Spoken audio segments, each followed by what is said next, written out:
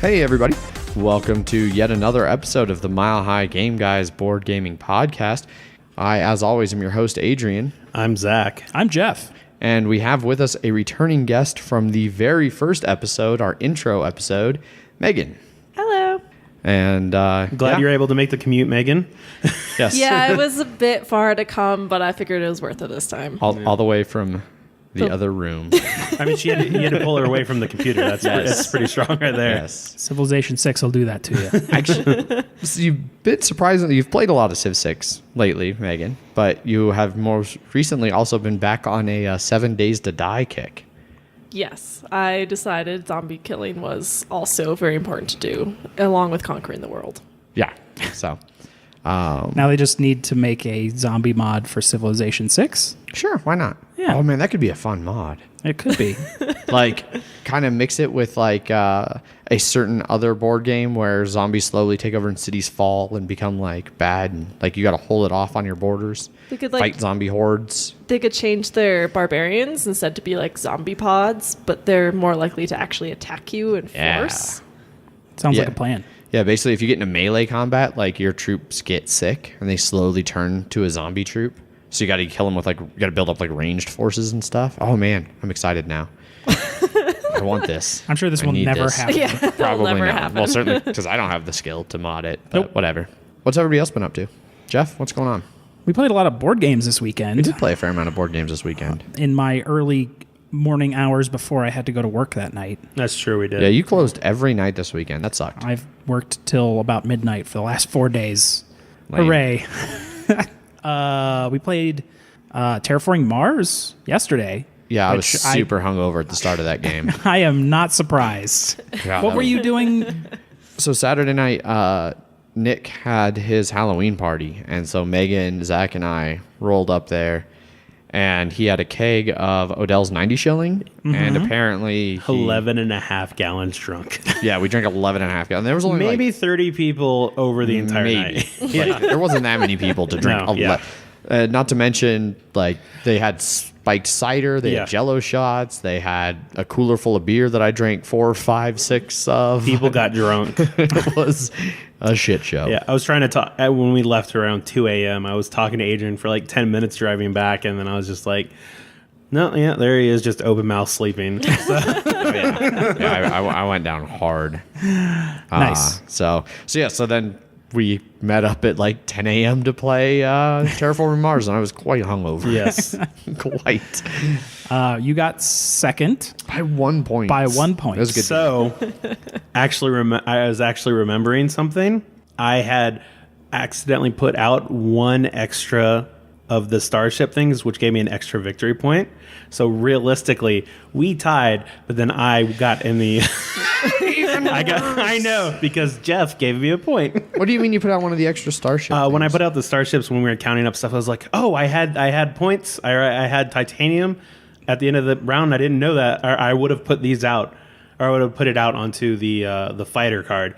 But I got that from production. For the last turn. Yeah, which for you the don't- last. Yeah. So Can't do anything but place exactly. greenery tiles. Yes. So we got the same score, 68, but I won with money. Mega credits. Yes. Well, you did also get the banker I did by 38 or something. Something ridiculous. Yeah. So the one thing that was interesting about this particular game, I jumped out to a pretty solid lead. I got my engine definitely was the first one to ramp up, which saved me because you guys, I feel like, all had better engines, but mine was just going for a little bit longer. Yes, I had a lot of engine stuff that just didn't affect the terraforming rating at all. Yeah. Like you were at 33 maybe before I got to like past 22. Yeah.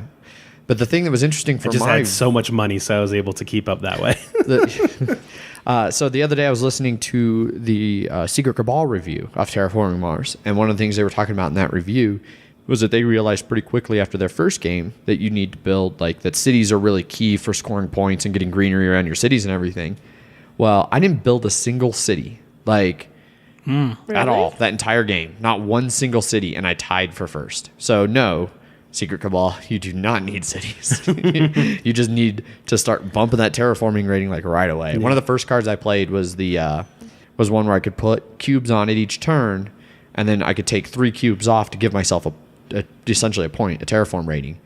And then I had the cool corporation lets you use heat as money, so I had a significant income advantage. That was really annoying. And then you got all of the energy cards that my corporation specialized in. Yep. Yes. That allowed him to just go crazy for energy. Just remember, Jeff, you didn't get last place at least. No. So that's No. something. Yeah. Still didn't win. No. I got my pets again. Like every single game we've played so far, I've gotten them, and they're great. And The capital city didn't come out this I time. know, because fucking Andrew dumped it twice. Andrew, yeah, and I would have drawn that card. Yep. Fucking pissed.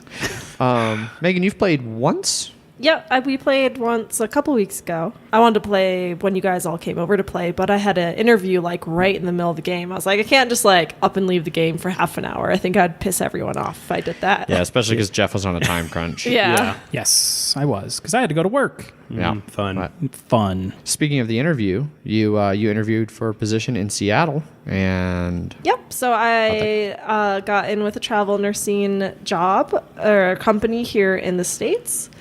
After some unsuccessful job searching in Colorado for jobs that I actually wanted to do, I decided I would just do travel nursing instead, Yeah. locally though, rather than internationally. right. So I'll be doing a 8-week contract in Seattle, starting sometime around Thanksgiving. Awesome. Yeah, I'm really excited. I've never been up in that sort of the country at all, so it'd be interesting.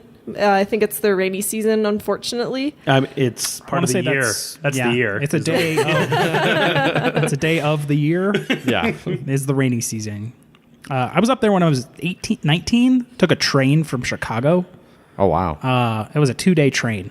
How was that? Was it the train? one that came through Denver and the mountains? I don't Or know. did it- I remember going through Montana. Oh, then probably not. Yeah, it went north.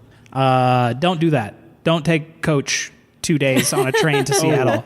No. Yeah. I could understand. I remember Did your legs want to murder you after that? No, not really. It was hard to sleep. That's okay. all I remember. I was 19. I was malleable. One thing I remember, Yet malleable.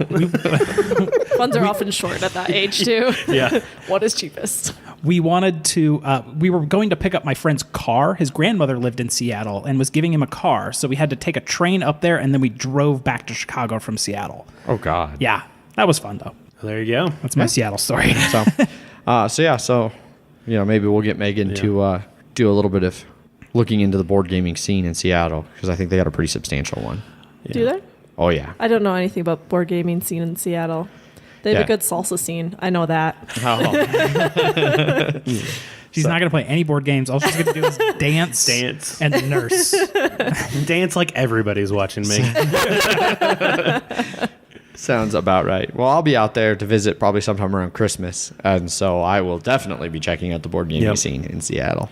Very excited for that. So, Otherwise, I've been playing a lot of video games. yeah, That Titanfall 2 came out, and God. that Battlefield 1 came out. Mm-hmm. I've been hearing good things about that one. It's really good. No, yeah. Battlefield 1942. That was my game. I love that one. I held off. It was me versus 4 people on Wake Island. I was the only person on Wake Island, and I held that island against those 4 people. It was ridiculous. I was using that bar as a sniper, hitting it from like almost across the map. That sweet 5-player Battlefield game. yeah. Uh-huh. Battlefield Vietnam was my personal favorite Battlefield. Yeah, I forgot about Vietnam. I got really good at flying choppers, and I used to just blast the music? Apocalypse Now soundtrack. Oh. like through my, because you could play your soundtrack. That was such a through the good game. Yeah. I remember I was these invading. revelations. I was invading. I don't remember which. It was just one of the towns that I was invading. I was in a tank, and I was just blasting 50 Cent while we were playing. Yeah, see, you're one of the obnoxious ones. I went thematic. Like I said, I usually do Apocalypse Now, Yeah. but occasionally I do like the Platoon soundtrack. So Right. it was like old 60s Vietnam era, like rock and stuff. You could never get away with that in any modern video game. Just Yeah. blasting your own music collection Oh. for anyone to hear. Yeah. They kill. They literally murder They will come to your- YouTubers yes, yeah. and stab you to death for Yeah. playing licensed music. Yes. I remember one time me and my friend decided, because that's what introduced helicopters, Vietnam, hopped in, just flew as high as we could. And we're like, yeah, we're going to jump out and do our parachutes, like right when we hit the bottom. But then, whatever reason, we both jumped out and then accidentally immediately hit our parachutes. And so 7 minutes it took for us to fall down, and it's just fog, and we're just sitting there going, all right, well, this is This is falling slowly. let's hope that ground actually exists. Oh God. Anyway, back to board games. We on Wednesday. Battlefield board, no. On Wednesday, we There's got a Battlefield Risk. There is, yep. Oh geez. Yep. Never played it. But no, on Wednesday we got to try the new hype train hotness Max vs Minions. Yeah, we did. I forgot I played that. We played 2 games of it because we lost the first game and Yeah. then we immediately replayed. Yeah, I played. That's not the first time I played it. Was No, it? you and Jeff played it on That's Monday what it while I was was. at the Broncos game. Yes. last Monday. We went to Board Game Republic, so we would have enough room to be able to play it. Yes. Yeah. So we played the tutorial in the first mission, and then you, me, Ant, and Jeff played the second mission twice because So. Jeff fucked up. Oh, in yes, that first- I fucked up. It was your side of the board that we were covering our ends, killing No those one minions. claimed any sides. I think it was pretty clear what sides were claimed. I went forward. Ant and Adrian went to the left. You went to the right, and you just were just going around in a circle, like just circles and circles. Well, I'm glad everyone gave me the cards I needed to solve this problem. I mean, so it was. well, technically, we're supposed to have the cards laid out, and then we draft from there. But it's just easier. Too Yeah. hard to reach over the board and grab cards, Yeah. I think. that makes Well, and sense. someone's gonna have to read things upside down too. But yeah, it was also like you and Ant's first time playing, so you wouldn't really know the card. If you know the cards well enough, you can just glance at it from the side. Oh, that's chain lightning over there, anything like yeah. Okay. that. So I enjoyed it. Yeah. I don't know when we'll get to play it again. Hopefully I think the sometime next soon. mission we get to open up that boss pack. So Maybe at game night on Wednesday we can get another. Where are we plane. playing? Black Sky. I don't know if they have big enough tables. yeah, they have big Oh, enough yeah. too. Yeah. Okay. So yeah, so we played that. We played Game's some. pretty. It is. Played some Isle of Skye. We played. What else did we play Saturday? We played 2 games Saturday. Well, I wasn't here. Hanabi? Well, I Well, mean, we did play me, something yeah, out. we played that, and those decks are against us. When you Zach and me and I play, just can't- yeah. we just get 5s and 4s all through our hands, and we're For just the first yeah, It's like Oh the my longest God. game of no ones. yeah. like the other day, we discarded like 3 or 4 times, even though we had max clues, just because nothing played and Yeah. nothing made any sense. Oh man, it was bad. Yeah. Real bad. It's like you have 2 5s and you have 2 5s. And then I would give you a clue, and I'd be like, Adrian, like in my mind, Adrian, look, when I say that there's this 4 over here, I want you to look at these 4s, and then you're just like, okay, well, there's a 3 here, so we can do a 4 over here. And I'm like, That God, never happened. no, it happened once. I'm glad Ant didn't see this. He would be very disappointed. Oh yes, you would. Yeah. Me and Ant are really good 2-player. We usually score pretty high, and then Megan and I, we do pretty good when we play 2-player. We played it a lot. We played in a Morocco. lot. Yeah. We like sat on some rooftops in Morocco, just playing Hanabi and drinking ill-gotten wine. Secret wine. Super sketchy. But since our last recording, there's been 2 Broncos games. They won them both, so we're back on track. We play the Raiders this weekend, and Don't you dare lose. the Broncos and the Raiders are tied for first in the AFC West. So Really? this will be the tiebreaker. Why are the Raiders doing well? They've been playing surprisingly well. They set a new NFL record for most penalties in a game this weekend and still won. 23 penalties. 200 penalty yards. Yeah. They basically gave the other team 2 entire football fields worth of penalty yards. And they still won. They still won. What? Yeah. Wow. I did. What's average on penalty loss of yardage? So they set the record with I think 24 penalties and like I said, like 200 yards. It's about on average 10 yards per penalty. I'd say there's some 15ers, there's some 5s, there's some defensive penalties can be like a 60-yarder. There were also Jesus. 3 penalties that were declined, apparently. Yeah, And then one that was offset by a Buccaneer one. but like it's a huge penalty day if you have like 10 and they had 20 freaking 4 or something Wow. like that. Yeah. It doesn't even make sense. That's crazy. That's almost Bears bad. Yeah. Yeah. So it'll be interesting to see how the game goes. We lost our main starting running back. We lost him for the season. Bummer. So that's been a big blow to our already struggling offense. But all right. Pillars of Eternity. That's That was the game. other one. Yes. Lords of the Eastern Reach. Yep. Yeah. So Yes, we played our second game, Zach's first game. Yes. correct. So went pretty well. I definitely want to play one of the longer games. I think I've only ever played the short game so far. I We've want to play also the longer games. only ever played the PvE variety. Yeah, I want to get into that campaign book. we can also attack each other in that game, and no one ever does. Well, yeah. So it's not that we don't play where you like just nobody actually attacks each other. Like, Yeah. So I don't know. It'll be Like interesting. no one wants to like break that first barrier of Yeah. being the first person to attack. Because you That's feel how you're just it- going to get What do you stomped. get if you attack somebody? You destroy their buildings, and then Okay. you claim them, and As, the like, victory victory points, they points. go in like a little pile of like pillaged Okay. buildings, and you get victory points for the pillaged buildings, and then they don't get victory points. Gotcha. Okay.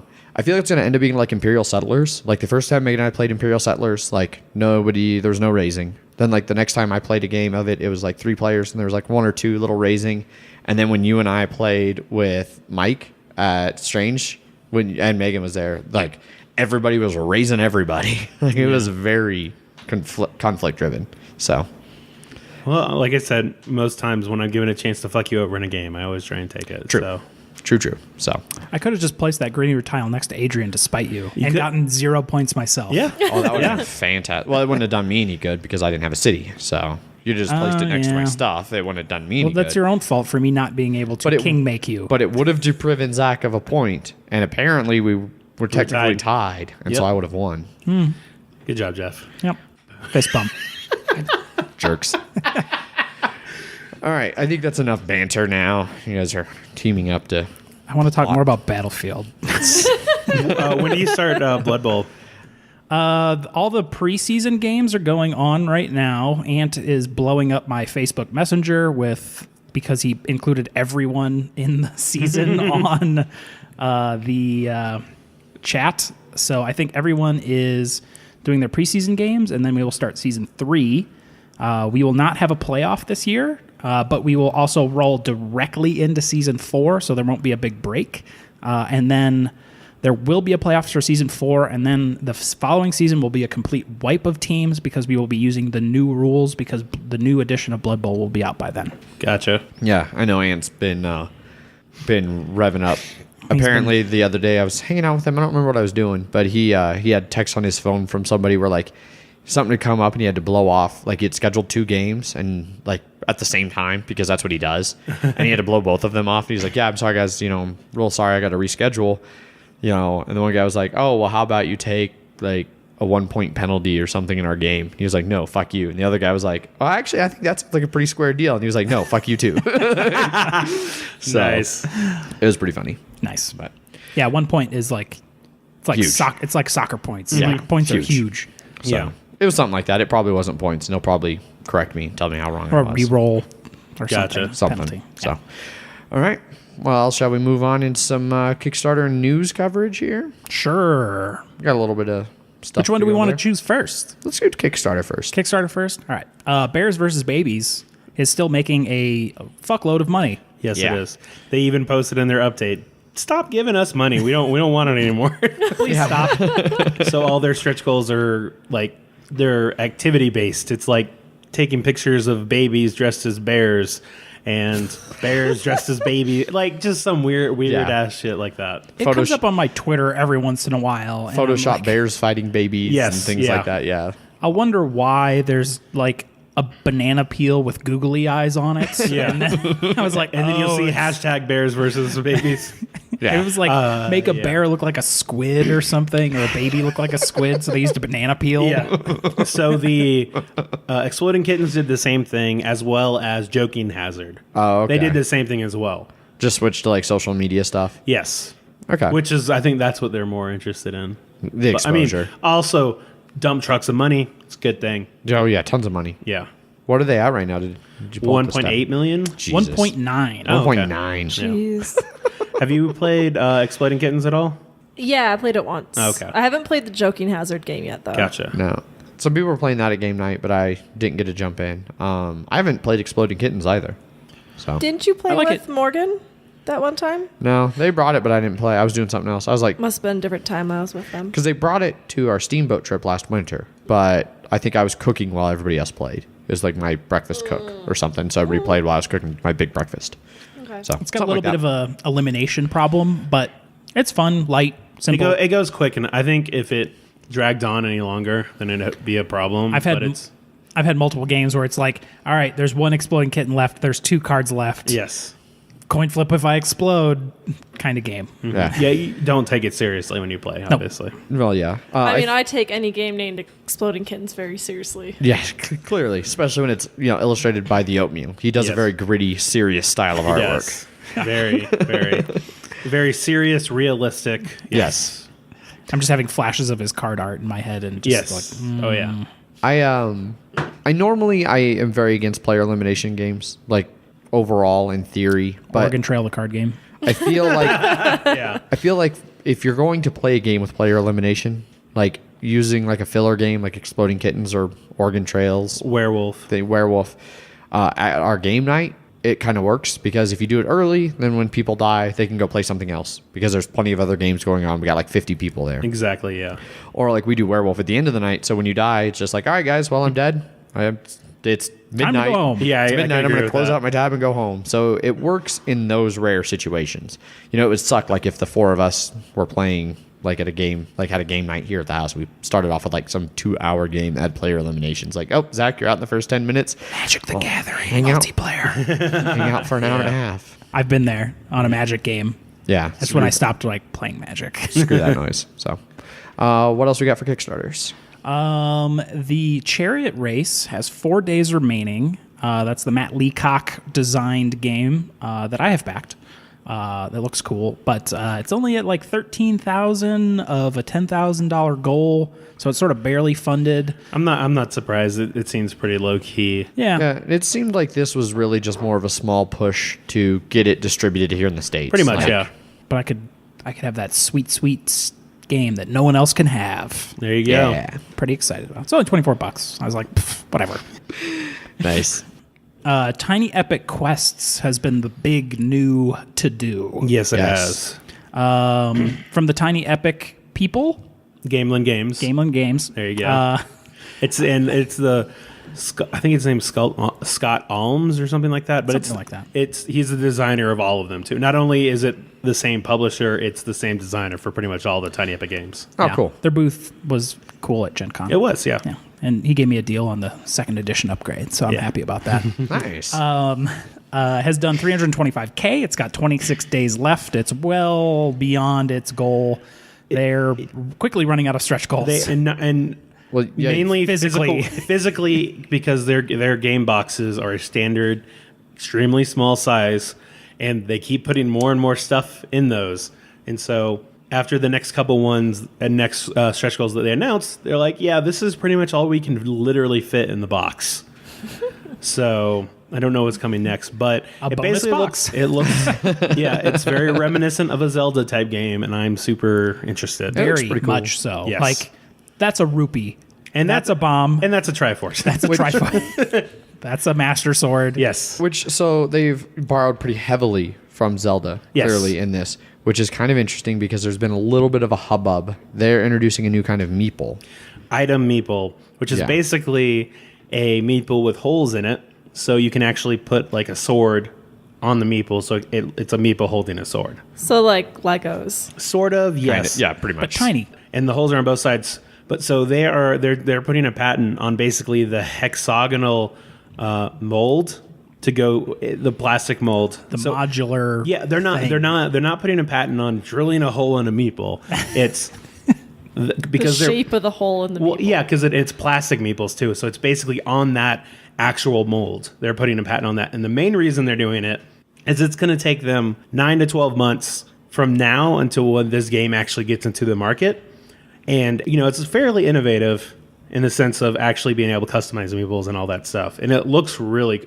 I'm a big fan of you because you just see a meeple there, but he's holding this giant sword and he has this shield on his side. It looks pretty awesome. And technically, because the holes on both sides, you could even like put a cape or a hood or something on there too. But like I said, it'll take 9 to 12 months for them to actually ship it out. And a bigger game, if they wanted to, could decide to just take that and then make a game that has it and then release it out first. Oh, gotcha. And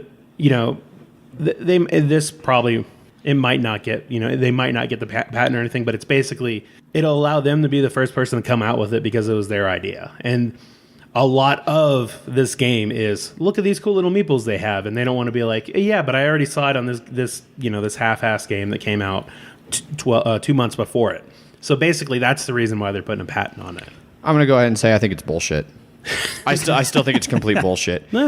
Like, I was trying to find the actual tweet. Grant Rodiak, one of the designers for Cry Havoc and for that new Druids board game I just backed, he was going on a little bit of a Twitter tear about it late last week, and I was trying to find it here. I had it pulled up earlier, but my phone reset. But anyway, it's a good thing that like Gloom didn't try and patent transparent cards, or other games that have done innovating things with gameplay mechanics patenting them. So I think it's shenanigans. You can't patent mechanics in a game. Well, right, but I know. I'm just saying you can't patent them. It's in the.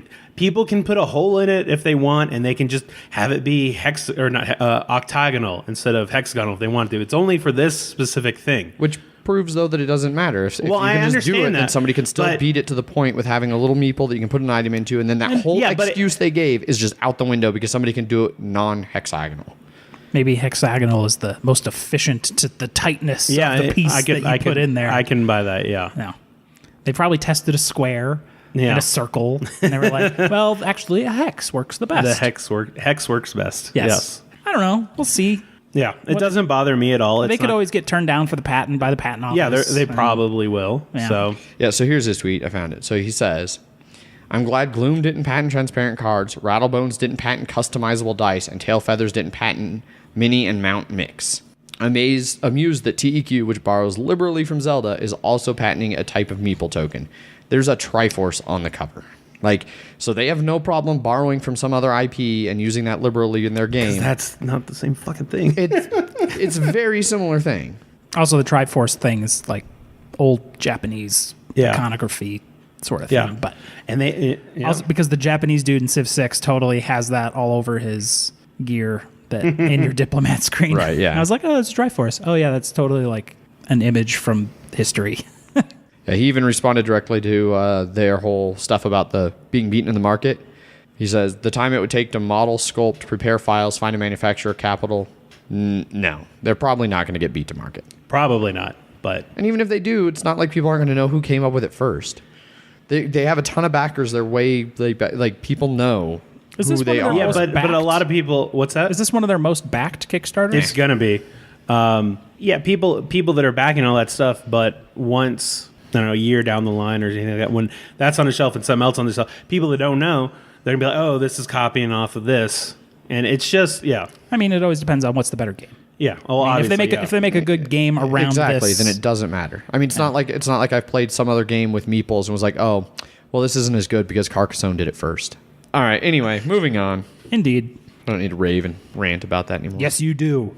Oh, well, okay then. Here we go. Moving on. That's it for Kickstarters, unless anyone has any other opinions. Well, Adrian's wrong. This is all news to me. Yeah. News-wise, the biggest news of the week is My Hero Realms is now shipped to me. Is that the biggest news in all the world? I can't say for all the world, but nothing about the FBI or anything like that. It's just all about national elections or anything. No. Hero Realms is on its way. Okay. There you go. That was a good segue from Kickstarter because it was a Kickstarter game. It looks a lot like... pat yourself on the back. Was it shipped? So is it being shipped to you now, or is it like they finished producing and now they're doing it? It is being shipped. I have a tracking number. I'm not going to pull it up because I have emails pulled up. Mm-hmm. DHL, though, so fingers crossed. That's all I have to say about that. Gotcha. WizKids and Lookout Games are coming out with 6 mini expansion packs. For Agricola, yeah. That looks kind of interesting. So they're replacing the wood pieces with family pieces? Yeah, so each player, has 5 colored discs that represent their people, and those are the workers that you can place around. And so each one of these expansion packs is going to be one player's worth of upgrades to replace those 5 discs with essentially minis or meeples or something. Okay. And then there's a selection of new designed cards that you can mix into your decks. So there's only 5 players now, right? 4.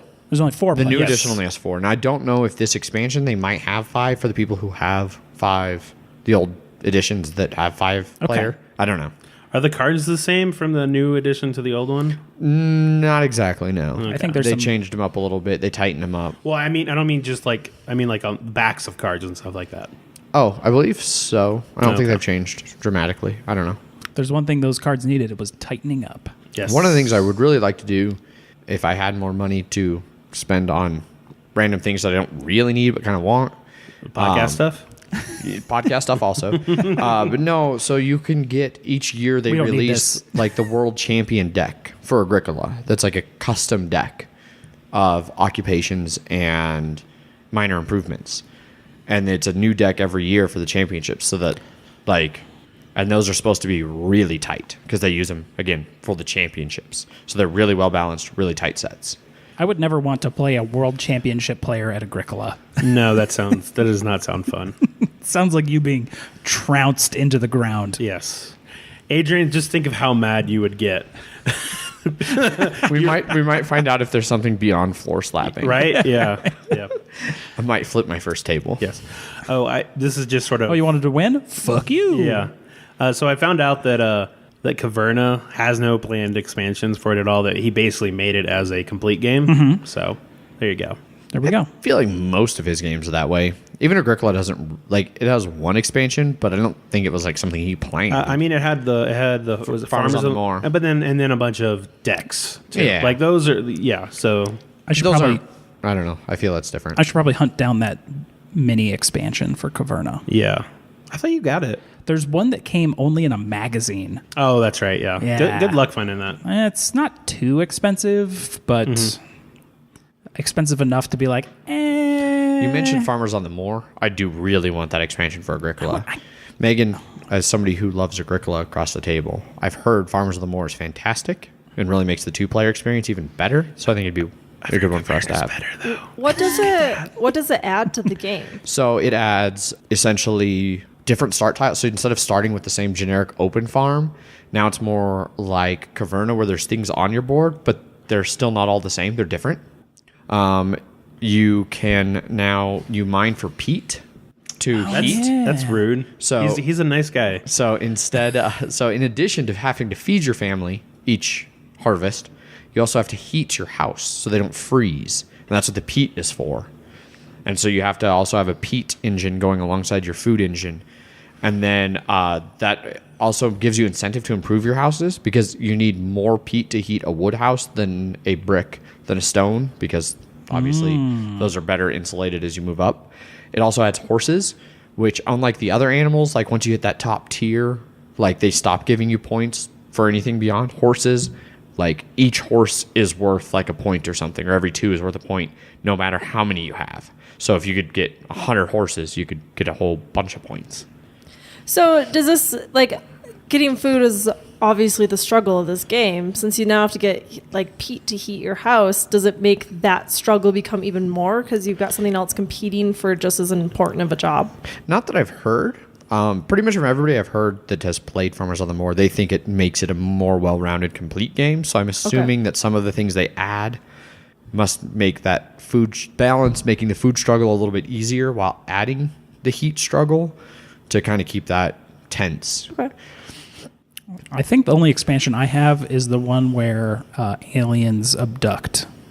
You can get like Mars boards or something. For Agricola? Yeah. Nice. They're like Really? red Mars tableaus. Oh, that's cool. And I think it's the X deck, I'm going to call it. Huh. I know somebody, I think Ant's edition has like there's the player boards, they're all the same in terms of what the spaces actually are, but they have different backgrounds and different ground coloring. So some of them look like grassy fields, some of them look like muddy fields. They look a little, at least a little bit different. Gotcha. But is there any more news? The Patchwork app guys are coming out with a Terra Mystica app. Oh yeah. Yep. Digidiced. Yeah, I'm really excited about that. I like Terra Mystica. I never get to play it, but I like it. I have never played I it. would love to have an app for it. It's supposed to come out first quarter of 2017. So Basically, I want every game that I enjoy to have an app version so that I can play it. I would like a Laharv app. I would like there is a Laharv app. not on Android. At least not that I'm aware of. It's your fault. It actually might be on Android now. I think Agricola is getting ported over finally. There's already an Agricola one out. I'm talking about porting it over to Android. Well, see, that's once again you are preventing yourself from getting good board game apps. now. It's true, you are. No. Yeah. If you had iOS, Yeah, if I went with an inferior product. that's better software. Nonsense. Games. I will take the less game selection to not have to deal with Then don't Apple's bitch bullshit. about games. You're not allowed to complain anymore, Adrian. Well, podcast canceled. I mean, that's like 80% of this show is me bitching Adrian about complaining. things. No, we can bitch. Just you can't. Yeah. Yeah, we have legitimate. You know. Your complaints are illegitimate. Somebody's getting stabbed. Not You a. got a bottle in your hand. Just shatter that It's thing right up. empty. Yeah, It's no, empty. I'm already thinking about it. Yeah. I'm betting I could break it on one head and then stab the other person and get a 2 Zach's for got one. a I got a screwdriver. I'm ready. I'm ready to respond. So, all right. Anyway, let's move on. Let's stay on topic here and not ramble too much. Good luck with that. Nah. Yeah. So, on to the review. No more news, Jeff. That's it. All right, sweet. Let's. There's move probably on. more. I don't There know. probably is. Let's move on to this review. This week we are going to be reviewing Isle of Skye. It is a technically 2015 release from designer Alexander Pfister, published by Mayfair Games here in the United States. It plays 2 to 5 players and runs 30. It says 30 minutes to 50 minutes. I think probably hour and a half. It also was this year's Kenner Spiel des Jahres winner at Essen. Zach, would you like to give us a rules rundown? I suppose. All right. So in Isle of Skye, this is a tile placement and bidding game, and players are Scottish chieftains trying to build the best kingdom. Over 6 rounds, there will be a unique combination of 4 different score tiles that will be activated at the end of each round. And so at the beginning of each round, you're going to receive your income, draw 3 tiles, and then place them in front of your player screen. And then behind your player screen, you're going to choose one of these tiles to get rid of, and then you're going to put a bid out for the other 2. You will then reveal your bids, and then starting with the first player, you can buy 1 tile from another player, and then you will be paying them their bid amount. After everyone buys, you're going to place your purchased tiles down in your area, and then scoring tiles will activate. At the end of the game, you're going to convert money to points, and then do any end game scoring. The highest score wins. All right. It's that simple. It's a pretty nice little easy game. I like it a whole lot. If you've ever seen Carcassonne, it is similar in tile placement rules. So I'm pretty sure that I can definitively say that anytime I would want to play Carcassonne, I would rather play Isle of Skye. Absolutely. It has definitely, for me, fired Carcassonne. I can agree with that, yeah. One nice difference in Isle of Skye is connecting roads will often give you a bonus, especially if barrels are connected, but you don't have to connect roads. So it also opens up, like, it's less strict of rules of where you can place things. Yeah. You can attach roads. You don't have to attach them. You might screw yourself a little bit money-wise, but it also opens up a lot of opportunities for being able to place your tiles in more areas. Yeah, it's just all about connecting the grass, water, and mountains. That's Yeah, it. so the terrain has to match, which is much easier to kind of manage. And one critical difference is you don't have a big combined board. You each have your own individual. Right, yeah, boards. so you're definitely building your own kingdom, and you're trying to have the best kingdom. I think really, though, where this game shines for me and what will keep me coming back to it for a long time Oh, how much you floor slap? is the I don't floor slap in Isle of Skye. I enjoy Isle of Skye too much. I can't get upset playing that game. I've Disagree. You can get a... I don't long-term upset. I don't think you'll get him to the level 10 that's the 4 slap. Not like a Caverna or an Agricola. I'd call it a 6. Yeah, 6. which is nowhere near floor slap. Floor slap's a 10.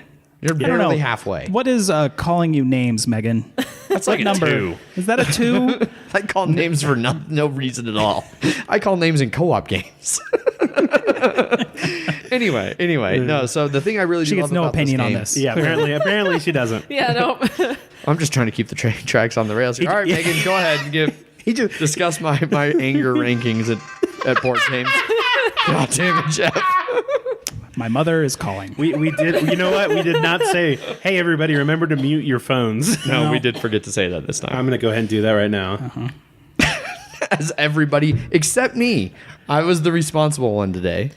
I didn't realize this was a requirement for being on the podcast. You didn't want to hear the Mega Man 2 theme? Actually, I did. I'm really sad you stopped it. Okay. I'll play it pretty later. Yeah. All right. Anyway, so Megan, would you like to take a moment to pontificate on your personal knowledge of my rating scale of anger, where 0 is, I don't know, like, so is this an angry scale where like 0 is like I'm This is a just frustration neutral. scale, maybe? So like Yeah. 0 is like neutral, like I'm not frustrated at all, and then it's like as I get more frustrated with rain. Yeah. Yes. And then 10 being we've established Caverna floor slapping. Caverna floor slapping. Yeah. Yeah. But like you're less consistently upset in Isle of Skye. You definitely have your occasional, like, calling me names is definitely not nice. It doesn't happen even in Caverna. And I did do that. You did.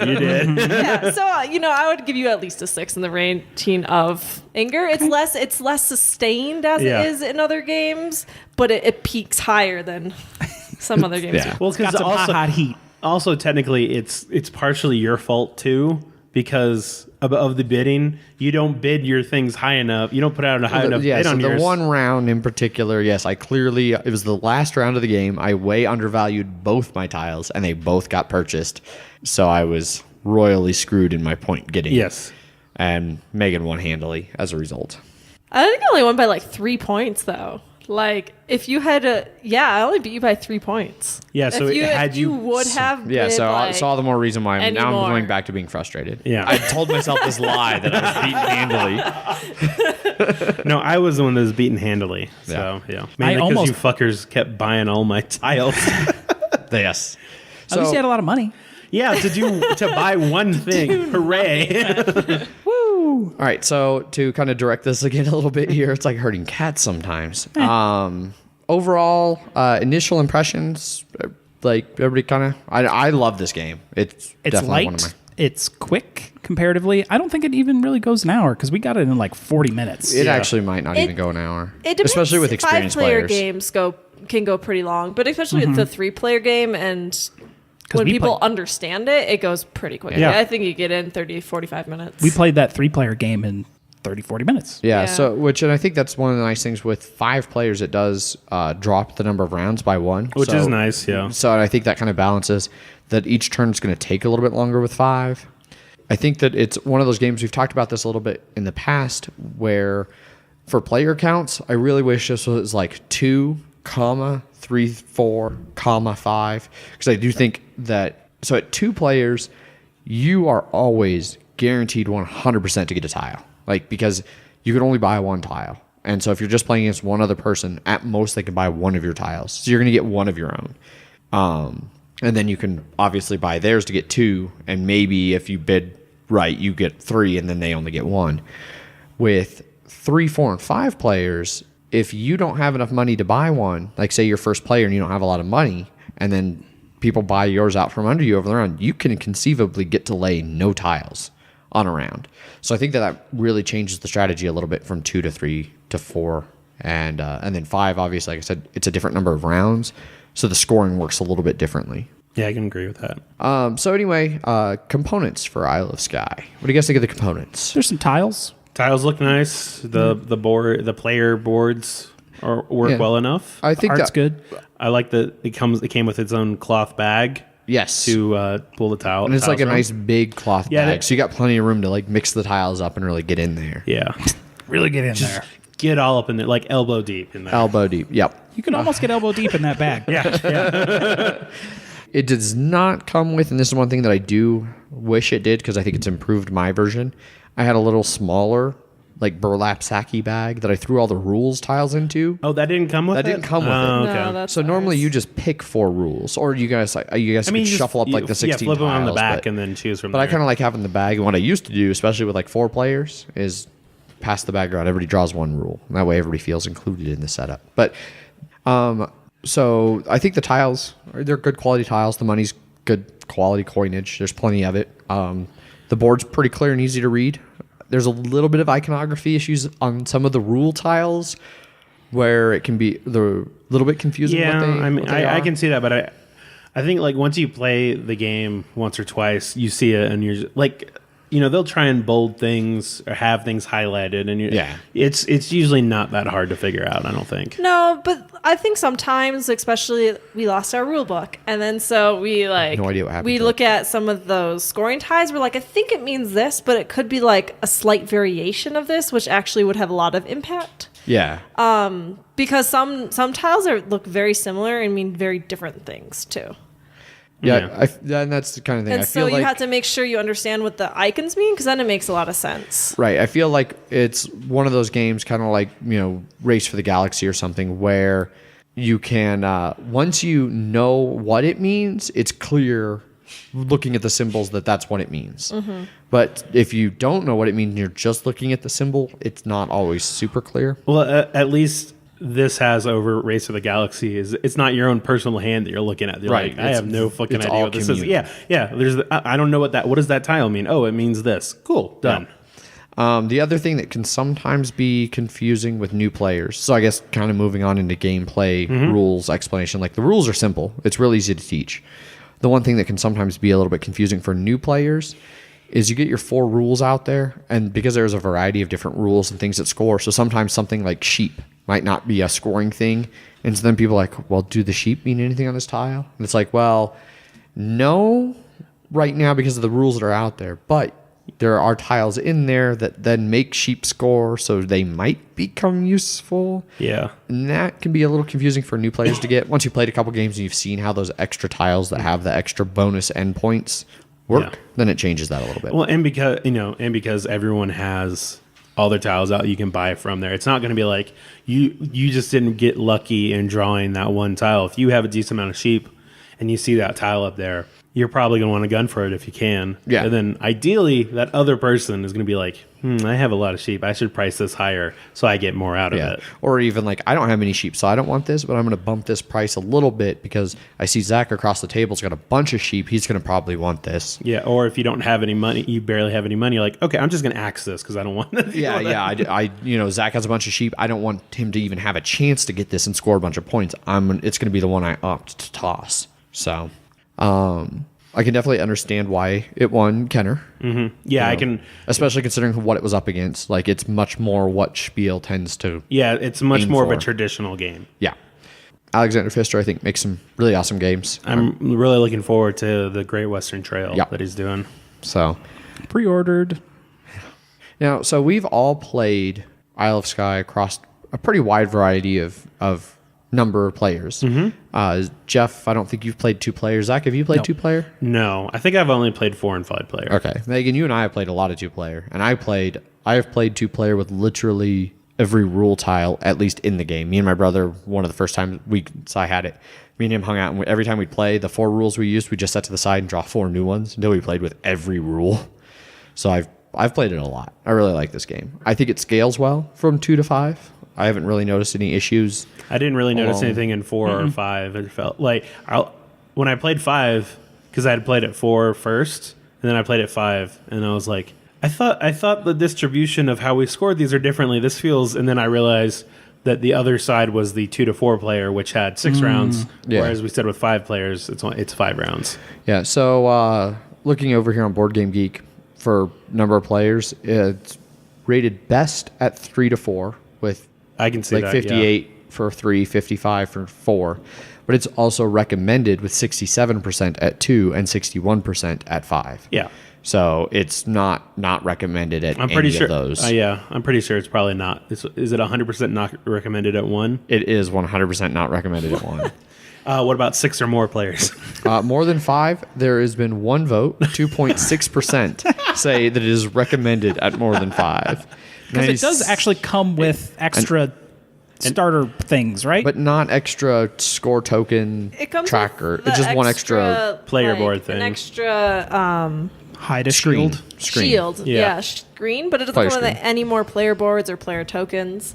So I think it was like a bonus one to match the name of the game. Yeah. Yeah. And that was because the one is actually like. How was whatever, it it matches printed? Did it the come in? name. Was it printed in boards of 3? Because maybe that would be right. I don't remember. Okay, because I could see that being why. Because with Terraforming Mars, So it's just an extra Mars an token. extra, an extra circle one, because that's where the 1 player marker was. And so on the second sheet, they're like, well, we're not going to make a new one that just didn't have this. So I could see it being like that too. And Here's the surface they of at Mars. least made it look like something. Yeah. So I don't know. I think that pretty much covers most things. Anybody got any little things they want to add about like gameplay, components, rules, anything like that? I think one thing on strategy is you obviously have to look at what you have and bid accordingly and what you want to keep. And then look at what everyone else has, but then you don't know what they're going to get rid of. And so you might be like counting on, all right, well, I'm going to get rid of this because I would rather buy that one. It's a better tile. And then they get rid of it too. And then you're kind of out of luck. So it's definitely a balance game of like, how much do you want to keep yours versus how much do you want to buy someone else's? Yeah.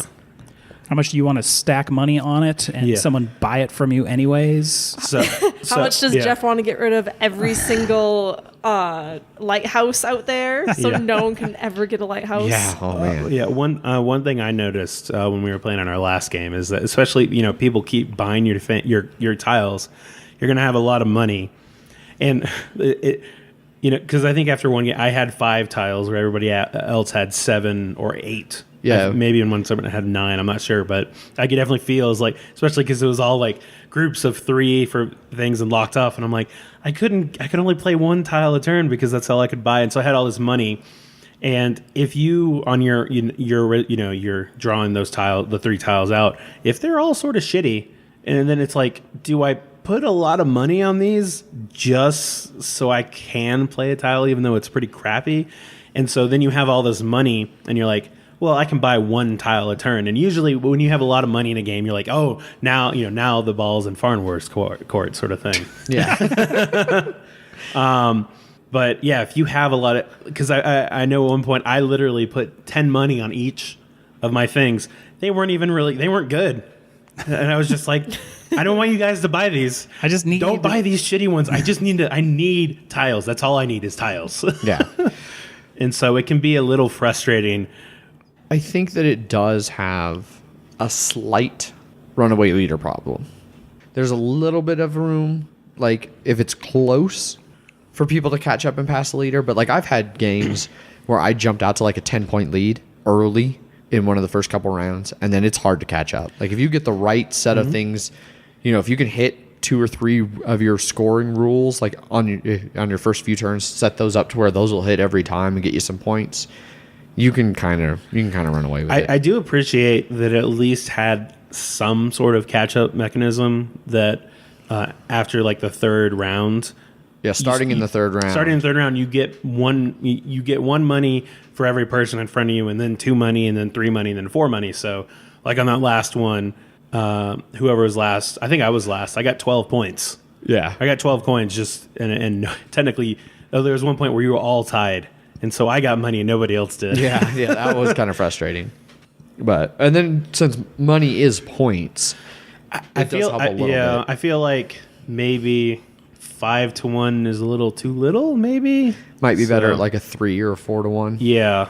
Maybe we'll try a house rule of 3 to 1 sometimes. Yeah, that. But definitely not too much, because I saw someone 1 get to 1. Yeah, because money alone can swing the game in the end too. So you don't want to make it too much. Exactly. Yeah. Like, all right, you were a hoarder. Like, I know sometimes you get unlucky, like Zach, and you just get good cards, everyone buys them. But like, you could also like someone's goal is to save all their money and then just buy the cheap tiles. Right. And so you don't want to reward, I don't think, that gameplay either necessarily. Exactly. That's why you wouldn't want to go like all the way down to like a 2 to 1 or a 1 to 1. I think that would make money way too valuable and would encourage people to like only put 1 coin on their things and then just hoard all the rest of their money. But then it's also nice because if it's like, here's this tile that I know will get me 3 points, so I'm going to put 15 on it. And so that way, if someone does end up buying it, they're going to give me 15. So they're going to give me my 3 points regardless. So it's nice to be able to think about that too, especially in the last turn. Yeah, and that's where I screwed up. I did not anywhere near properly value my last couple tiles. I bid them both at like 5, and everybody else's was at like almost 20. Yeah. Yeah. So everybody's like, oh, well, first player was like, oh, yes, I'll take one of those, Adrian. Second player was like, oh, yes, I'll take one. I'll take that for 5 as well. I was like, oh, whoops. So that'll happen. Yeah, but I don't know. Final thoughts? It's a light enough game to where I think you can break it out pretty much any time as a filler, or it's a heavy enough game to where you can get a lot out of it. Yeah, I think so. This is one of those games, and I'm going to apologize ahead of time because one of our viewers, Chris, had emailed us a while back telling us not to use this phrase, but I'm totally going to use it here. For being such a light game, it really kind of scratches the Euro itch that I don't get to get to nearly as often. Like I want to play games like Agricola and Caverna and Le Havre, Power Grid.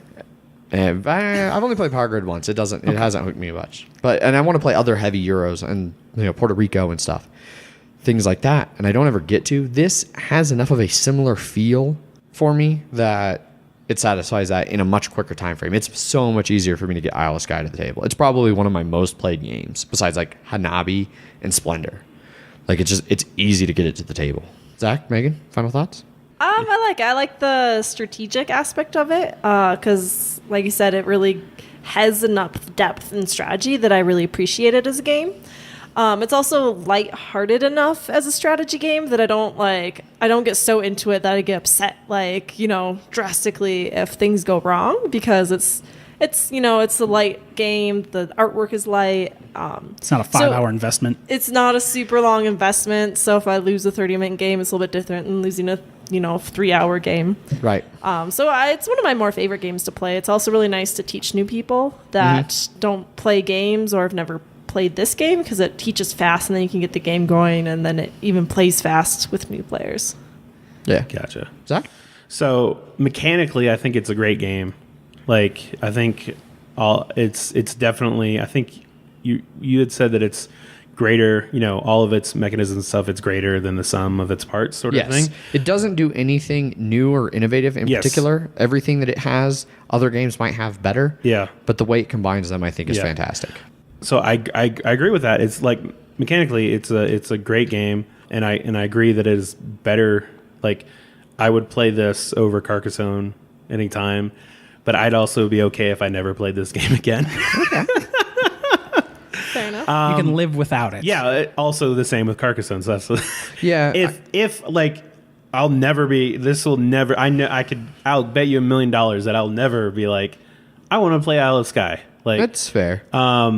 I can enjoy it enough while I'm playing, but after I'm done playing, whether I win or lose, I'm like, oh, okay. It was, I don't know. It just, That was a board game. that was a board game. Yeah. It doesn't draw me in at all. Thematically, it doesn't have anything for me. The theme exactly is almost non-existent. Yeah, exactly. And for most games, I always like to have something there. Like, mechanics for me will make me, like, whether or not I think it's a good game or not. But for the most part, theme is the one that tends to bring me back to a game more. Okay. And so for this, it's just nothing there for me. I have nothing bad nothing really bad to say about the game. It's just a very solid meh. Just not your thing. Yeah, it's not my thing. Yeah. Exactly. It's a solid average. Yes. Okay. Right on. I do think I would have to agree with you. This isn't a game. It's not like right now, I have been recently dying to play more Terraforming Mars. Mm-hmm. I've been dying to play more Le Havre. Yeah. I'm not ever dying to play Isle of Skye. Isle of Skye is a great one where it's like a game night. And we're like, well, what do we want to play? And like everybody's hemming and hawing. I can be like, Isle of Skye, knowing that I'm going to enjoy the play. It's going to be easy to teach. It's going to go quick. And so it definitely has a space for me in my gaming collection. Yeah. But I do get what you're saying. Like, I'm not ever going to be like, holy crap, I really want to play Isle of Skye. No. And to not sound too down or anything like that. Like, while I was playing the game, it's like I said, Engaging? It's engaging. When I'm playing it, I'm not just sitting there like, okay, I'm just going to do this. All right, it's your turn. I'm getting into it, but You're strategizing. Yeah, You're playing the game. yeah, it gives me another chance to try and beat Adrian. Although I didn't on that last game, that's for goddamn sure. Well, I didn't either. So. Yeah, but yeah, it was like I said, pretty much. This is a game that I'm definitely pretty good at, which is another reason why I really like it. Except for Megan. I'm pretty sure Megan has almost always beaten me at this game. Megan gets this game. I almost always beat you at most games. This is also true. Megan's actually really good at board gamers. I'm probably sitting with two of the best board gamers that I regularly play with in Zach and Megan. And Jeff. And there's me. He plays with me because he knows that he won't be last. Yeah, But I have a reasonable chance of not being last. There you go. I have been last against you before, though. Speaking of thirsting for games and stuff like that, I had recently I'd watched a playthrough of Cry Havoc. Yeah. I'm like, I want to play that now. I own it. Yep. I know, Jeff yeah. owns it. We got to get it to the table. Yeah. So. All right. Well, so that's our review of Isle of Skye. I love it. Jeff, It's good. Megan, I love it. and Zach's a meh, right? If it's your thing, it's a great game, but not for me. I'm thinking of purchasing it. Okay. because it's light enough to I can just throw that out. That would be in a game night bag. Could probably condense that game pretty well. Yeah, down you to could actually. something. The trickiest, the scoring board takes up most of the box. Yeah, that's true. So the scoreboard, if you had some good way to make it foldable, Yeah. maybe. Cut it in half. Why not? Just do it Electrical tape like you sucker did with together. the Race of the Galaxy, where you just Oh, I thought you were going to talk about how I ripped your No. other Dominant board game in Species half. board in half. no, because they didn't actually help with the portability with it at all. No, it really didn't. So, all right. Well, so that's what we think of Isle of Skye. Maybe this one's a try before you buy. Because that try goes pretty quick. Yep. Yeah. So, all right. Well, moving on from there into our discussion of the day. Today we are going to be talking a little bit, very fittingly, given Zach's feelings on this game, we're going to be talking about the differences between theme and mechanics in board games and kind of what, like Zach was saying, what draws you to a game, whether that's theme or mechanics or some combination of them, and just kind of compare the two and all that. So, Right, yeah.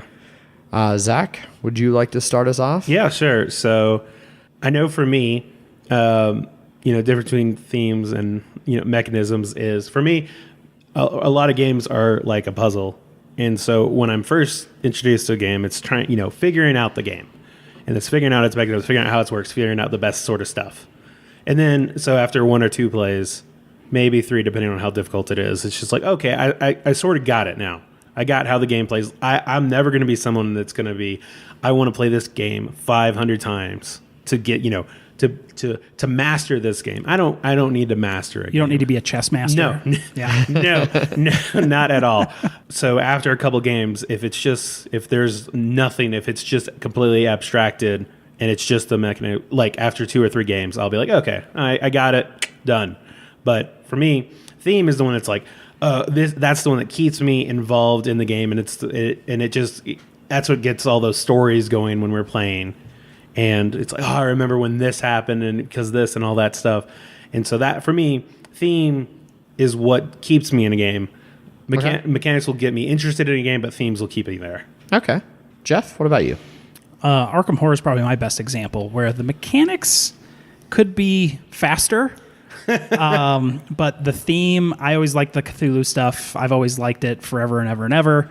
Before I knew what Cthulhu mythos really was, I liked that kind of stuff, like Hellboy, like Right, the end yes. of that movie. Yeah. Like it just comes out of nowhere, and you're like, what the fuck is that? I didn't know what Cthulhu was when I first saw that movie. And then as I've sort of learned about it, I've been like, oh, that's what that is. And then I was like playing Arkham Horror and all that kind of stuff. But it's hard to say, because I get a lot out of games that don't really have thematic mechanics, like Terraforming Mars. It is definitely harder. It is harder for a game to have thematic mechanisms like that, like you said. See, I don't know. I was going to kind of go around the table and let us all talk about that, but I want to step in there because I feel like with Terraforming Mars, the theme comes through in that. Like it's got a great theme, and it comes through, I think, in the mechanics and what you're doing and how you're playing. I think the theme comes through great in Terraforming Mars. So I thought that's what he was saying. Yes, that was what I was saying. It was to say he was saying the thematic mechanisms. That's what he's saying versus mechanisms and theme that has a good marring of the two, to where the it would be hard to take that game out, its mechanics or its mechanisms out of the theme. I think that's what he was saying. Oh, Yeah, you I somehow couldn't completely replace misunderstood that. raising the Not the temperature first and time. oxygen. So, all right. Well, anyway, so then moving on, Megan, what about you? What do you? I think it's hard to say because some of several of my favorite games, like some are very thematic with terrible mechanics, and others are great mechanics without a lot of theme. But I typically like a good combining of them, or something that, thematically will keep me interested enough, but it doesn't have to be typically like the largest thematic game out there. There's also a lot of games out there with thematics I'm like, I just don't care for this game because I don't understand this theme. I'm not into a lot of the themes that go around board game night. And so sometimes if it's got a good, mechanic, I can get into it, but it's got to have a appealing enough theme that I'm like, yeah, I can do that. I guess. I can definitely, just to respond to that. So Yeah, I can definitely understand that because when we were playing Pillars of Eternity, when I was playing it, I don't know if I had actually known, because it's based off a board game or So the card game that we played is technically it's Pillars of Eternity, but Lords of the Eastern Reach. Right. It's based on the PC game Pillars of Eternity. Right. Yeah. And so I have no knowledge of that game at all, and so for me, and it's also I'm not the fantasy's not my favorite thing, and so just playing, I just felt like I was playing cards, and so anything that it just felt like I was playing cards. I was like, oh, I guess I should go attack or something like, and I was like, okay, well these numbers for me, it felt like there was a huge disconnect, and maybe if I knew about the theme more, I might have gotten more out of it, but I was just I don't want to say confused, but I was sort of confused just because I was like, I don't really understand what I'm doing here. What's a soul gem?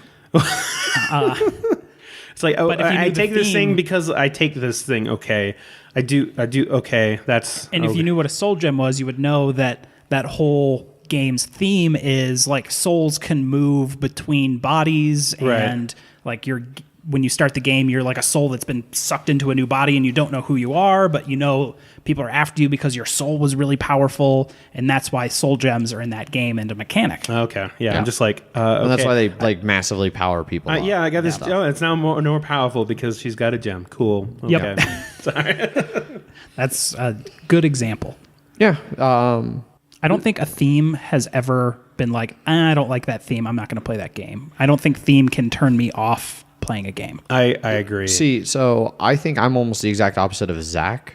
Like, well, not the exact opposite. This is probably going to be 90% agree, but that's like 10% difference. Yeah, because I'm not going to say I'm the exact opposite, because it's not something where like theme's what gets me to a game and the mechanics keep me there. Yeah. I actively look for good mechanics. Right. Like for me, it's the exception, not the rule, that theme will get me to play a game with bad mechanics. I definitely prefer really tight mechanics, things that play really well. I'm definitely more of a Euro gamer than a Ameritrash if we're going to get into those really vague kind of terms between... Which you're also wrong about. You're Whatever. So I definitely like... I don't know. I look for good mechanics. I definitely want to play games that are really tight. I've especially over the last especially since we started the podcast, but even looking back, I can kind of see the shift building. Like I was introduced early to Agricola and games like that, and I liked it.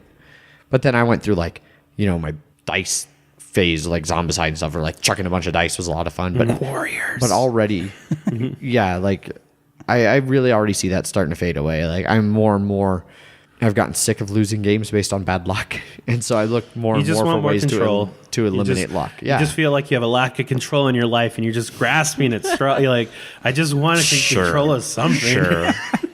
Sure, yeah, that's exactly what it is. Zach has want to have exact control how you lose at board games.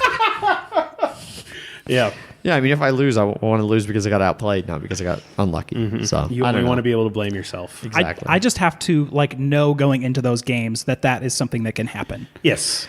And I can have just as much fun with that. Ed, coming from a wargaming background with a lot of fucking dice, you can be totally boned, and it's all about getting that best possible chance. Same in Blood Bowl. Yeah, that's one thing that definitely is where Blood Bowl never worked for me. I love football. I thought it sounded like a great theme when I first heard about Blood Bowl. I was like, oh, hell yeah. And then I've played a few games of it, and there's just been way too many times when a bad dice roll has completely wrecked everything. And it's like, screw that, man. That sucks. I had a great plan. I was set up great, and then I rolled poorly, and my guy just arbitrarily drops the ball, and it goes back 10 spaces, and the other team gets it and scores a touchdown. If it goes out of bounds, but that's your own fault for getting the ball that close. Yeah. Is what Ant would also say. Oh yeah, no, exactly. and I know, he texts me the days we release, and he's like, "Oh, you're talking about this. Why couldn't I be on the show? I need a time machine so I can go back and talk about this with you." So I'll get an earful from him. Yeah, but Blood Bowl is definitely. But basically, not if it comes down to that one roll, then you were playing wrong. Yes, and that is exactly. Or you're taking that risk because it could be something super good. Yeah, it's the end of the game, and you're like, all right, well, my only chance to win is to try these 3 ridiculous long shot odds, and when it works, it's great because it's like, holy shit, It just doesn't work for me very often. So, I will say, so like, you know, Zach, you mentioned like the theme didn't really connect for you for Pillars. Yes. Or for Lords of the Eastern Reach. So for me, kind of the exact opposite of that. Like on the flip side, a game where the mechanics aren't there, but the theme keeps me coming back. And I think this is pretty true around the table. We all love Betrayal at the House on the Hill. Yeah. And that game, the mechanics It's a mess. are rough. It is incredibly unbalanced. Yeah. It is a from mess. scenario to scenario. There's some where it can be super tightly balanced, and then there's other ones where people have won on the first turn, and it's because it can start at the end of the game, the haunts reveal, or it can start at the very beginning of the game. You can start right next to what you need to win.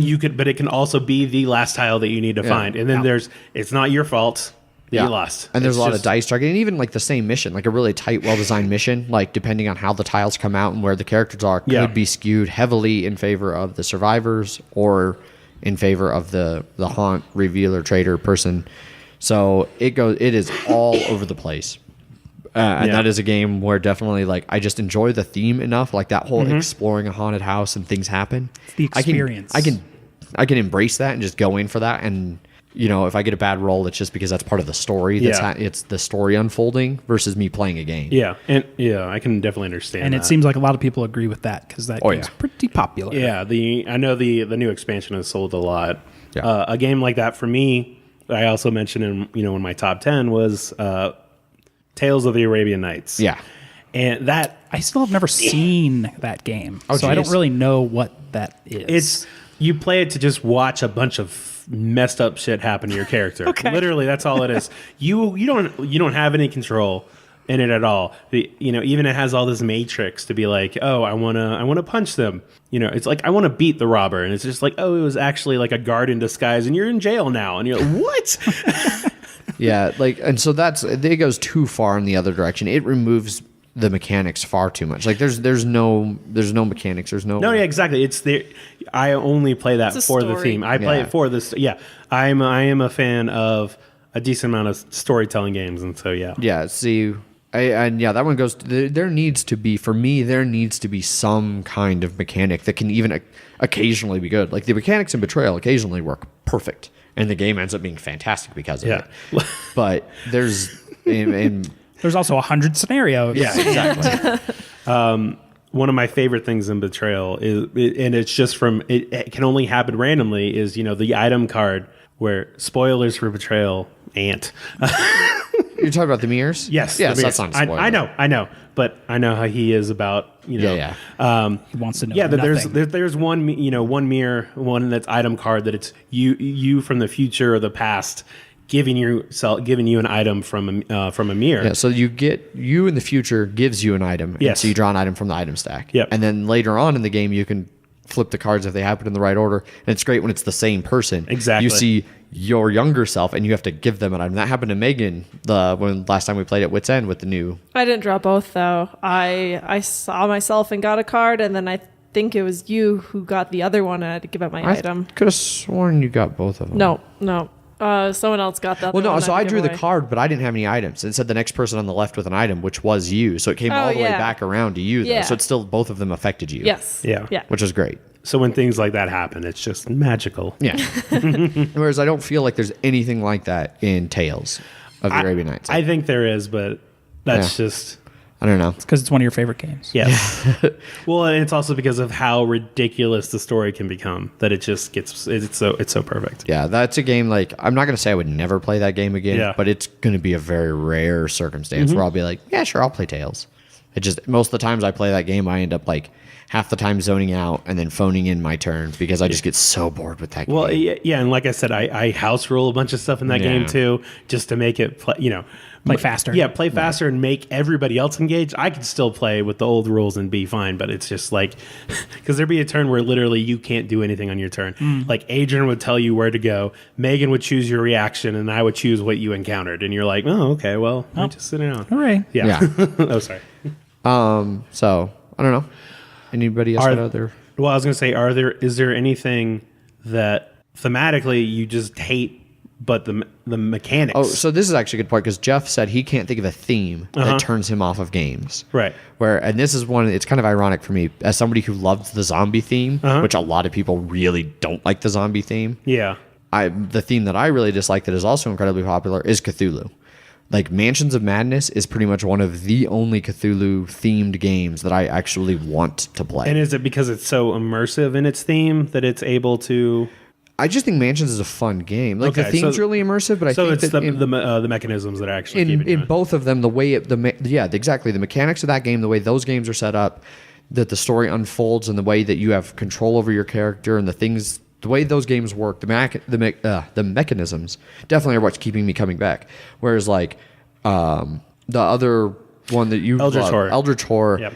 I've played that a few times, and it's another one. I just by the end of that game, I am so just mind-numbingly bored with that game and just want it to be over. Hate Arkham Horror.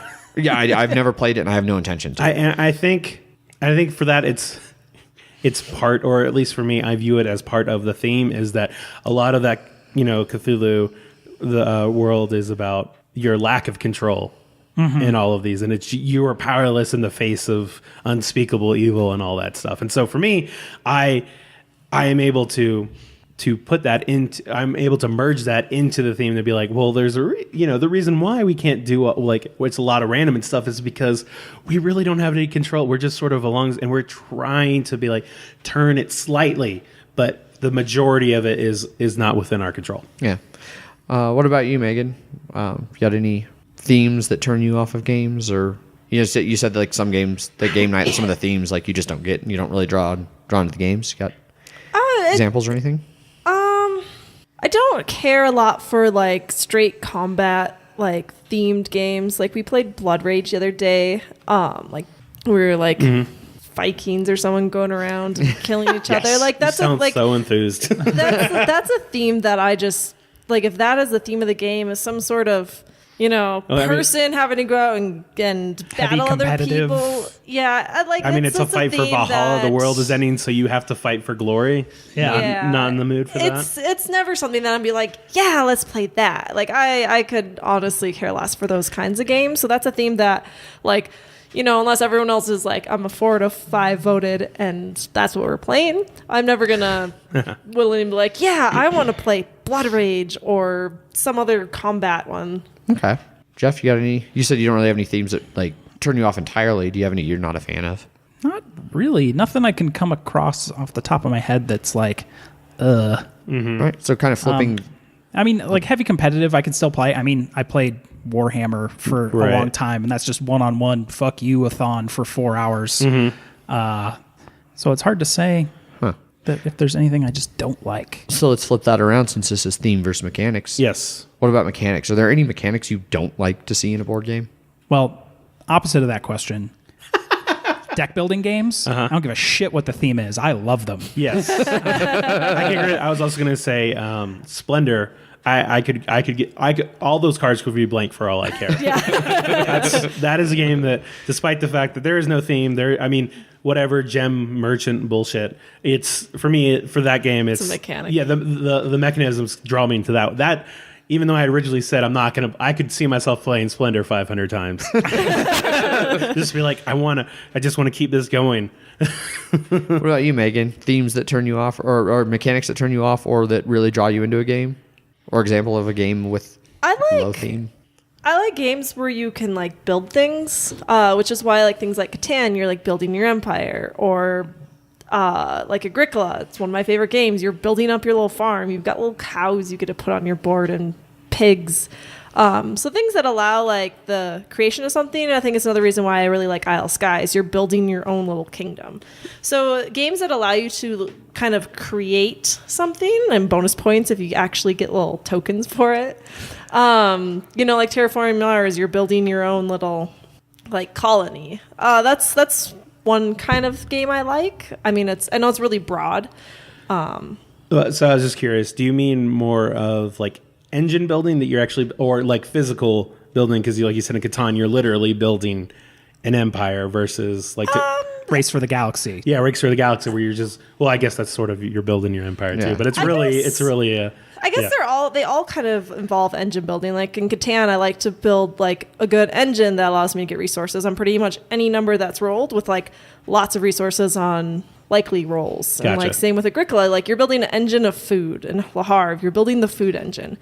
So I guess the engine of building, right. is good. If there's an actual physical component, that's a plus. But just being able to actually start from nothing, or build yourself to a good position. Which, I mean, and then one of the things where Megan and I's taste in games tend to run really well together. I'm the same way. Like engine building is easily one of my favorite mechanisms in a game. I really do like trying to build those things. I also really like, for me personally, worker placement. I really like that kind of strategic battle of like, I've got 2 workers that I get to place this turn. What 2 moves can I do that are going to best help me like keep this engine going or build it up? Like that's a mechanic that Le Havre barely has a theme on it either. It could be swapped out for a lot of different things. The mechanics of that game are just a lot of fun for me. I really like Le Havre. I'm still trying to think of a theme I don't like. I will say, so although I do love zombie everything, I love zombie movies and TV shows and comics and games. Zombie games are so hard to do right. That's a hard theme to make work in a game in a fun way. And I can really only think of 2 games that have done it in a way that I really like. And they cover basically the 2 things that I like. So Zombicide I like for just like killing zombies. Like it's that power trip fantasy of having a cool gun and just mowing down zombies. Yeah. And it does that really well, I think, with its mechanics. Whereas Dead of Winter is kind of on the flip side of that. It does the mechanics of like trying to survive in this desolate apocalypse. Yeah, it's not about the zombies. It's about the people. And so those are the 2 things I like about zombie fiction and zombie themes is either the mowing down zombies is a super badass, or like, holy crap, I am going to starve to death if I don't get eaten first. And they each Did do you that ever really well. play City of Horror? Yes. You did? And actually, I did like City of Horror. Yeah. I want to play it again. It's been a long time. Yeah, I think that game's a little long for what it is. It is. But that one's not about the zombies. It's about people surviving. And I think for me, like that's the only zombie game I own, and it's because it's not about the zombies. I don't really I don't care about generic fantasy. I don't care about generic zombies. Yeah, and that's the problem with zombies. So often it is just way too generic. It's a rough one. Collectible anything games I don't enjoy.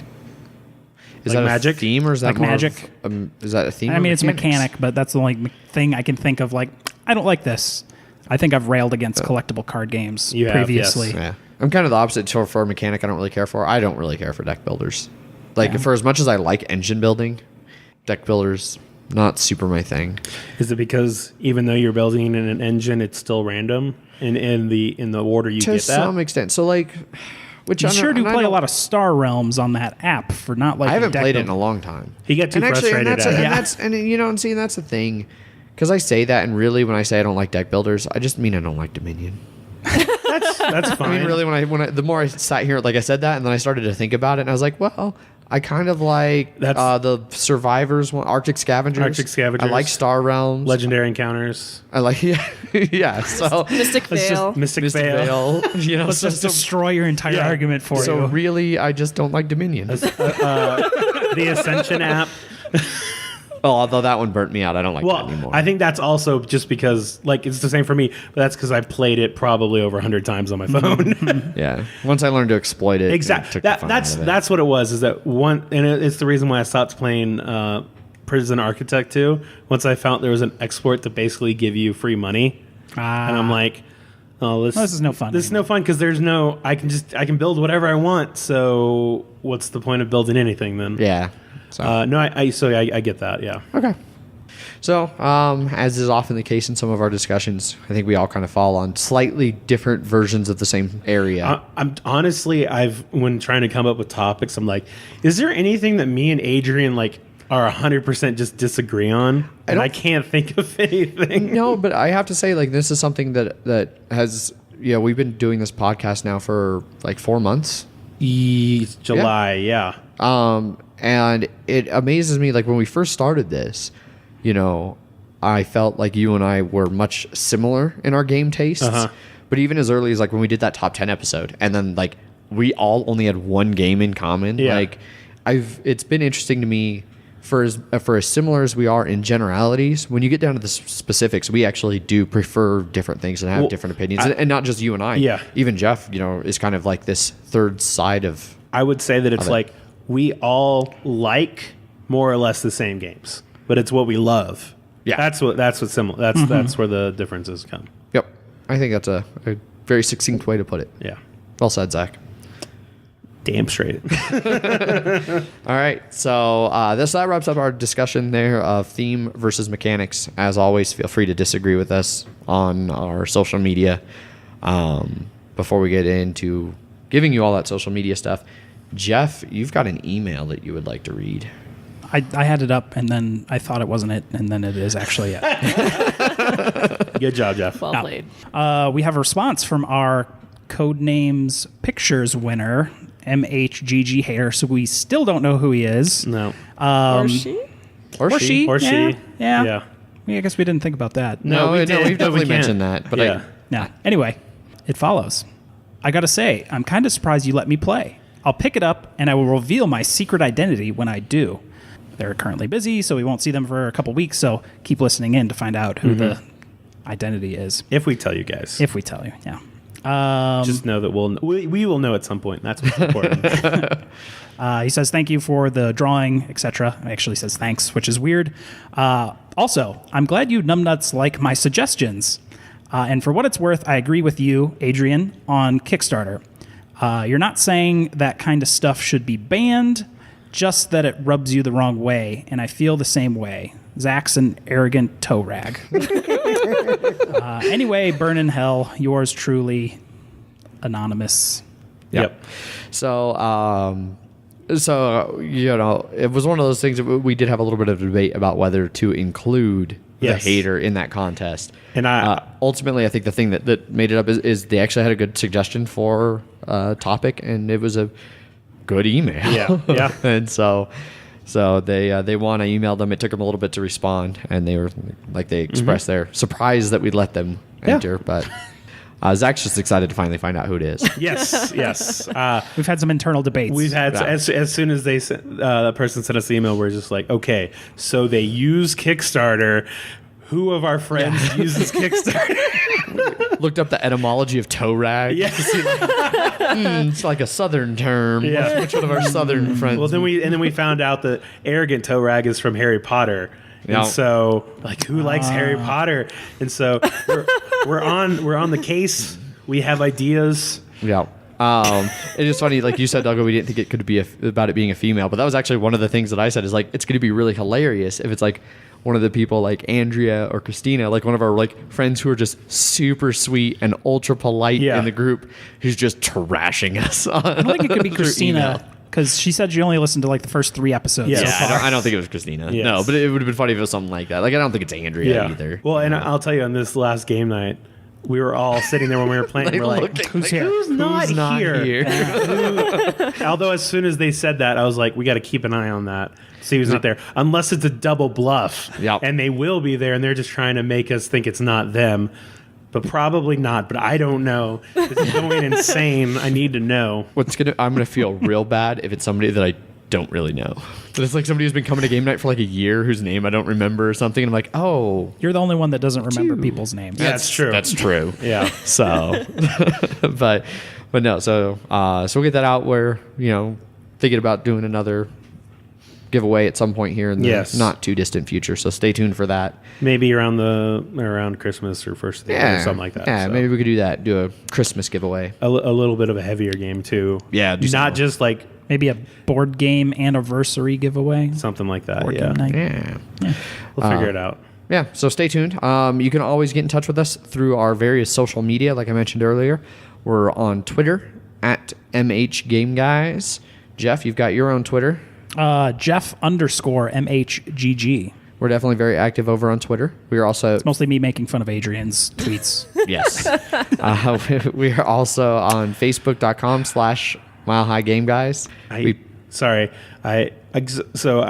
used to both use Share the Twitter, yeah. and then I was just like, after one too many times of he was mentioning something, I was like, "Fuck, I wanted to be the one set," and then I was like, "All right, you can have it." But now, well, I know, but mainly because he making we can both make fun of him. I know that's where I'm just like, I might end up doing that. All right, We'll see. so stay tuned for Zach to be joining the Twitterverse on his own. We also have Instagram where we occasionally post photos of the games and things we're doing. That's at Mile High Game Guys. We have a Board Game Geek Guild. Go ahead and check us out over there where we hopefully get some discussion going. Zach, you're going to do a geek list for our top 10 episode we did. Whenever I'm done with work shit. Yeah. And then, so this is episode 18. Mm-hmm. So next week will be episode 19 because we do things sequentially like that. Yep, 19 is after 18. Yeah. And then episode 20, we're going to do another top 10 list. Yes. So, Of some sort. So Top 10 somethings. Yep. So stay tuned a couple weeks for another top 10 list. Favorite foods, who knows? Yeah. Next week, we're going to be reviewing The Hotness, Mechs vs. Minions. Right. Yes, we are. Indeed. Discussion TBD. We're currently talking about some different discussion topics that we'll figure out for that episode. We will discuss. We're going to discuss our discussions. Yes. Mm-hmm. So, all right. Well, I think that is more than enough for this episode. Way too much, yeah. All right, Megan, thank you so much for coming on the show again. Thank you, Megan. Yeah, thanks for having me. Yeah, definitely. As is tradition. Yeah, and thank you for everyone listening. We really appreciate you listening. Be sure to go over to iTunes, Stitcher, whatever your podcast thing of choice is, and like us, rate us, comment, some Subscribe, reviews. all that stuff. Yeah, all of that. We really would appreciate some reviews and even just some ratings on iTunes, Stitcher, things like that. And otherwise, Have to offset my ones that I keep rating us. that explains it. So, as always, thank you very much for listening. We really appreciate it. And tune in next week. As always, I've been your host, Adrian. I'm still Zach. I'm COO Jeff. And I'm your favorite guest, Megan. Yes, indeed. All right. Bye. Bye. Bye.